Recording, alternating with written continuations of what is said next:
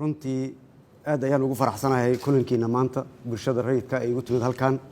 inkastoo baaqaygu xalay uu ku jiray inay bulshada rayidka igala shaqayso nabadda waana dareemayaa walaaca aad muujiseen dhammaan qof kasta oo Soomaali ahna wuu qabaa walaacaas wixii dhacay xaqiiqdii ka ra'iisul wasaare ahaan waa ka xumahay wixii shalay iyo xalay ka dhacay caasimadda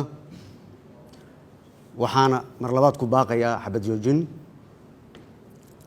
waxay dawladdu diyaar u tahay in ay kala shaqayso dhammaan inta nabadda jecel in xaaladda la xakameeyo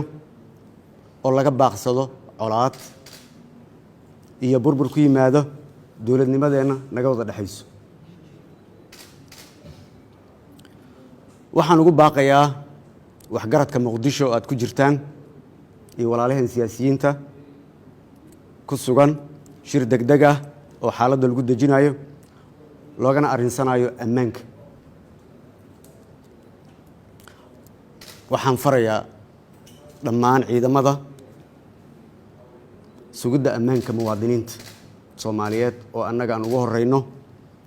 difaaca dalka iyo la dagaalanka argagixisada siyaasaddan aysan ku milmin kana fogaadaan fal kasta oo xasiloonida wax u dhibaya waxaan xanuunka la qaybsanayaa dhammaan shacabka Soomaaliyeed gaar ahaan shacabka magaalada Muqdisho